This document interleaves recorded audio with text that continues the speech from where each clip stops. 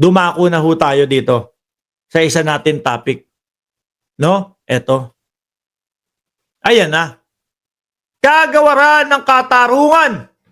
Naku, for immediate release. Yung kanina pong vlog natin, kaninang umaga, mga bossing, ibinlag po natin na nagre-rekomenda na po ang NBI na kasuhan ang ating vice-presidente. Ayan daw po.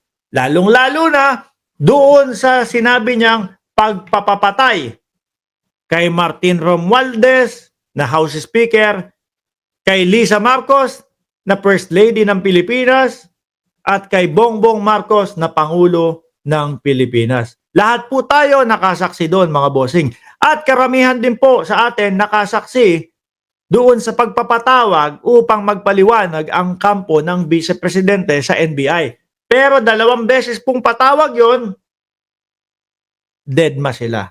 Not really deadma, may alibay po sila. Yung unang alibay nila, hindi daw po nila akalain o hindi daw po nila nalaman agad na yung Kongreso nakasabay po nung pagpapatawag ng NBI ika-cancel yung kanilang session para bigyang daan yung pagpapatawag ng NBI.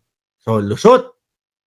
Diba? Pero kahit na halatang halata, 5 nag-announce yung Congress na magbibigay sila ng daan tapos wala man lang isang nakaalam sa inyo, no? Na ikinansel at para makapunta kayo sa NBI. Oh. Lusot. Yung pangalawa, may party daw po kasi na idadaos. Yun yung Thanksgiving party. So hindi na naman po nakapagpaliwanag. So ngayon, masisisi ba natin ng NBI? Oh, dahil po ilang beses na po namin silang pinatawag at mukhang walang balak pumunta, ito na po ang desisyon namin. Ito po ang rekomendasyon namin. Kung ano po yung mga narinig namin, base po doon sa mga ipinasang ebidensya, dito po kami babase. Paano mo pagbabasihan yung sasabihin ng Vice-Presidente? Ano pagbabasihan mo sa kanila? Wala. Kasi lagi silang umiiwas. Di ba? Ganun po talaga ang magiging hatol. Ang rekomendasyon nila, kasuhan na nga po ang Vice-Presidente.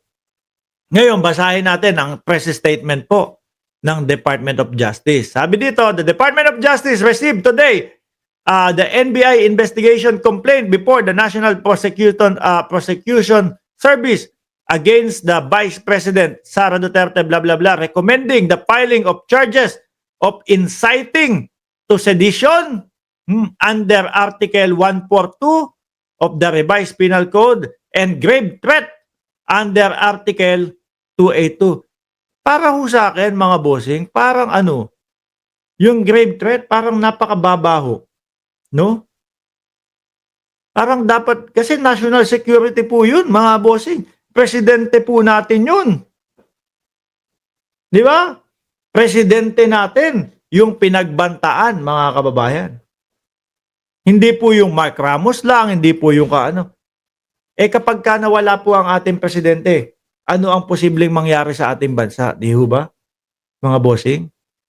Oh, anyway, yan yung rekomendasyon nila. Oh, sabi, with the filing of the complaint, the case will not undergo evaluation and preliminary investigation before the NPS. Under DOJ, Department of Circular number 20, the investigating prosecutor must determine whether, based on the evidence, there is a prima facie case with reasonable certainly of conviction. Ang tanong dito, sundin kaya yung yung grave threat na ipinapayo o sinasabi ng NBI? Or baka maisip nila na naku, kulang to. National security ang pinag-uusapan natin dito. Ipasok ang anti-terror law, sabi ni Vindicated. Dahil yung iba doon, parang may narinig ako, may idadagdag na kaso, no?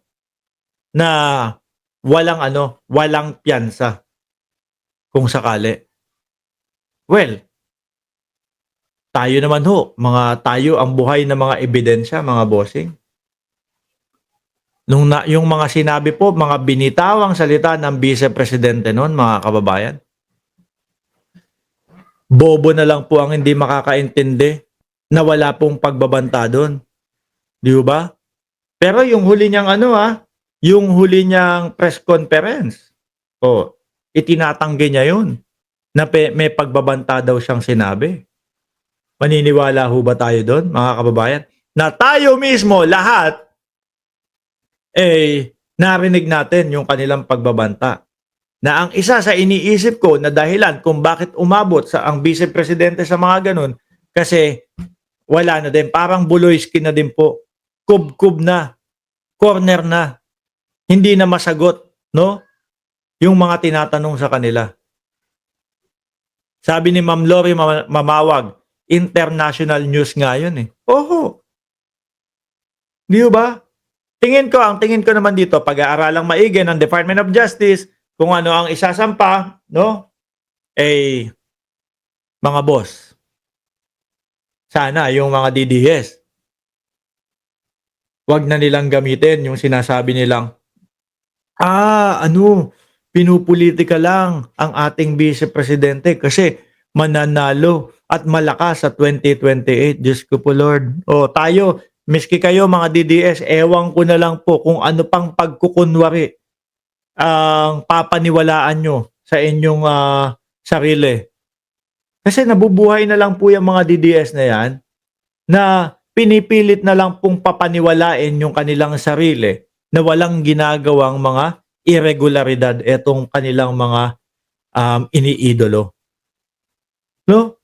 Wala na ho. Pinipilit na lang po nila. Sige na, pikit mata, ganito Talaga, may pagbabanta naman talaga. Pikit mata, sabihin natin, wala. Ano tawag doon? Bobo. Di ba? Nagulo na buhay nila, mga bossing. Kaya po, isa sa nakikita ko kung bakit nagkakandara pa yung mga yan, na maagaw po yung posisyon ng ating Pangulo, ng ating Presidente, para po, makawala sila dito sa mga iniimbestigahan sa kanila. Para po maputol na yung mga pag-iimbestiga sa kanila, mga kababayan. Baka para na din makalabas si Buloyski. Di ba? Sabi ni JC Moss, Mark Ramos, may lumabas na link live ni Duterte kausap mga Chinese. Dahil po may lumabas na ganyan, titignan na po natin yan. Magpapaalam na po ako. Maraming salamat and God bless po sa ating lahat, mga boss, chief, amo, sir, madam.